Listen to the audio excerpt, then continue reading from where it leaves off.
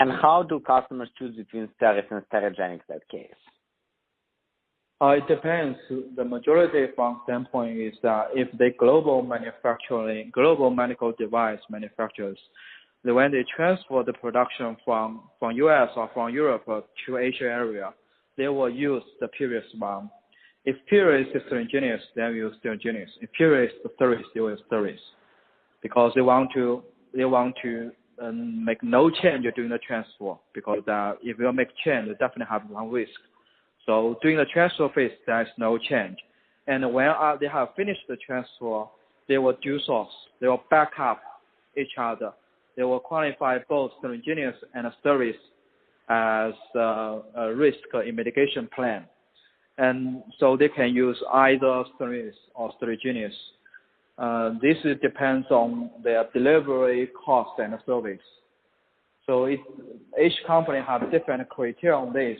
For example, for Biomet, they are much more concerned about the quality and the deliveries. And for some suppliers, they may concern about quality and the cost. So it depends on each company's policy. And if the contract manufacturing,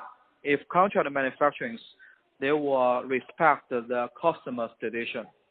So if the customer like Medline, they have almost over 10 million purchasing spending that territory, they will use Sterigenics talent as a major subcontractor for ETO.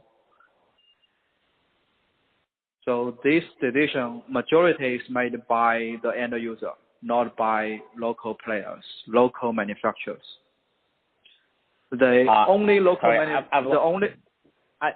I've lost you for last. Can you repeat this, this thought? Starting like this 10 million something budget. I've lost the line broken up. Okay, for global, for Asia area, we have two kinds of manufacturers. One is contract manufacturing, we call it OEM manufacturers. They manufacture for brand companies.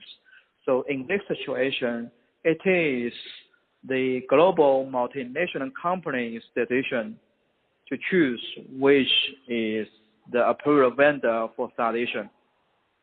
If like for example, if per company A produce products for Johnson & Johnson, in Johnson & Johnson in US market, they already use Sterigenics, and then they will use Sterigenics talent as a approved vendor. If they use Steris, they will go to Steris Malaysia for installation.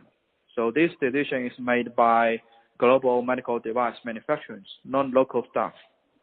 For local staff, for example, for Malaysia medical device companies, majority are glove manufacturers. So they prefer the vendors from geographical standpoint. They will prefer Malaysia service because it's close to them. They can have a short lead time, they can do service. They did not prefer Sterigenics talent. So majority take consideration of geographic. Got it.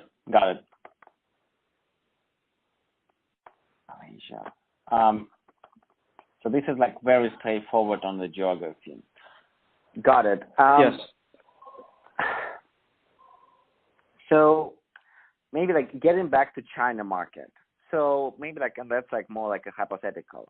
So imagine these global players want to grow their presence with local players. They want to grow their market share to win local players. Can you see any ways to do that?